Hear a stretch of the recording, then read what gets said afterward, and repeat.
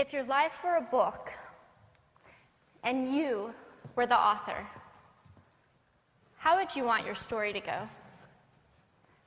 That's the question that changed my life forever. Growing up in the hot Las Vegas desert, all I wanted was to be free. I would daydream about traveling the world, living in a place where it snowed, and I would picture all of the stories that I would go on to tell. At the age of 19, the day after I graduated high school, I moved to a place where it snowed, and I became a massage therapist. With this job, all I needed were my hands and my massage table by my side, and I could go anywhere.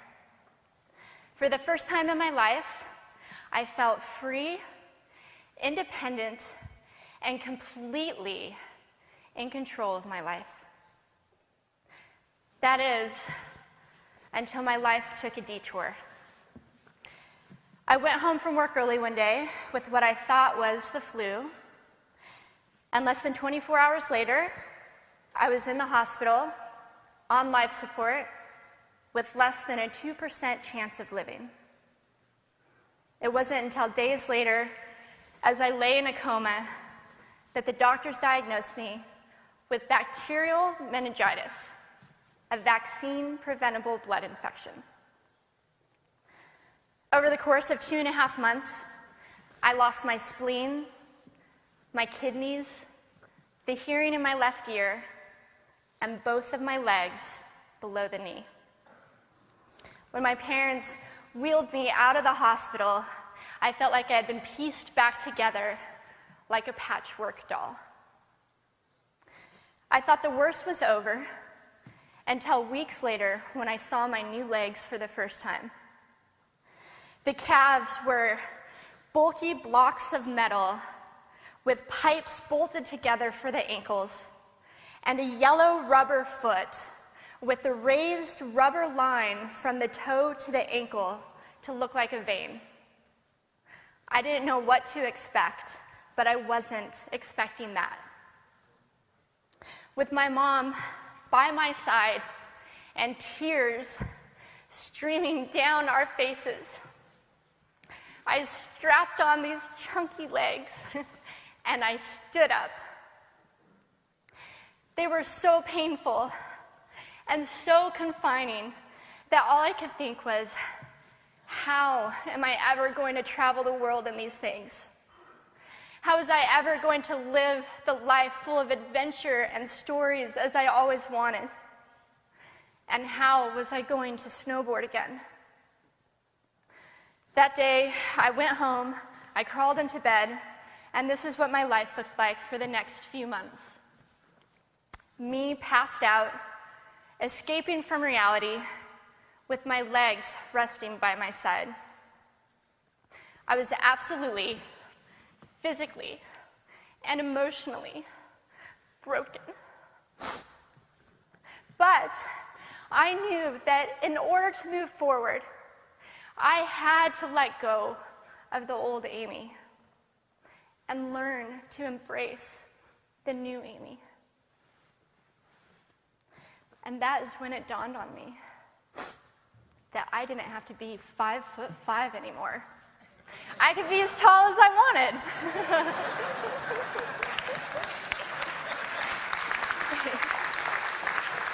Or as short as I wanted, depending on who I was dating. And if I snowboarded again, my feet aren't going to get cold. And best of all, I thought, I can make my feet the size of all the shoes that are on the sales rack. And I did. So there were benefits here. It was this moment that I asked myself that life-defining question. If my life were a book and I were the author, how would I want this story to go?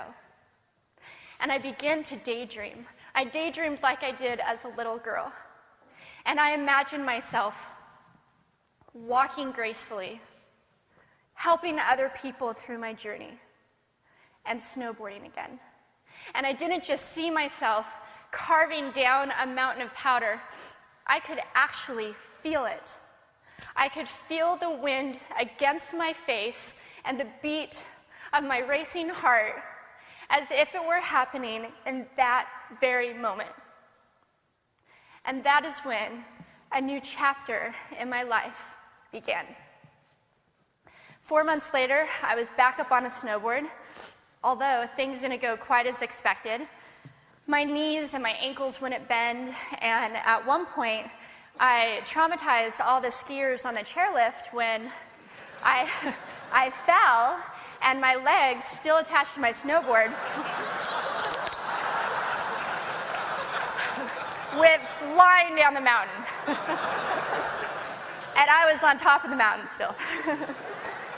I was so shocked. I was just as shocked as everybody else, and I was so discouraged, but I knew that if I could find the right pair of feet, that I would be able to do this again. And this is when I learned that our borders and our obstacles can only do two things. One, stop us in our tracks, or two, force us to get creative. I did a year of research, still couldn't figure out what kind of legs to use, couldn't find any resources that could help me. So I decided to make a pair myself. My leg maker and I put random parts together, and we made a pair of feet that I could snowboard in. As you can see, rusted bolts, rubber, wood, and neon pink duct tape. And yes, I can change my toenail polish. It was these legs and the best 21st birthday gift I could ever receive, a new kidney from my dad, that allowed me to follow my dreams again. I started snowboarding, then I went back to work, then I went back to school, then in 2005 I co-founded a nonprofit organization for youth and young adults with physical disabilities so they could get involved with action sports.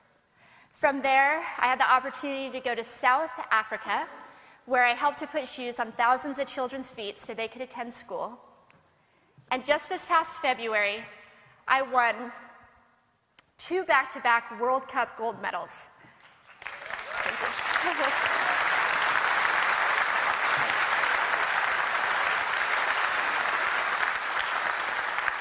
Which made me the highest-ranked adaptive female snowboarder in the world.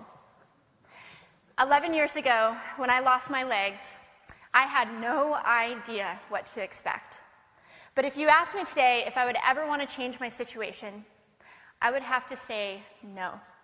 Because my legs haven't disabled me. If anything, they've enabled me. They've forced me to rely on my imagination and to believe in the possibilities. And that's why I believe that our imaginations can be used as tools for breaking through borders. Because in our minds, we can do anything, and we can be anything. It's believing in those dreams and facing our fears head on that allows us to live our lives beyond our limits. And although today is about innovation without borders, I have to say that in my life, innovation has only been possible because of my borders. I've learned that borders are where the actual ends, but also where the imagination and the story begins. So the thought that I would like to challenge you with today is that maybe instead of looking at our challenges and our limitations as something negative or bad, we can begin to look at them as blessings. Magnificent gifts that can be used to ignite our imaginations and help us go further than we ever knew we could go. It's not about breaking down borders. It's about pushing off of them and seeing what amazing places they might bring us. Thank you.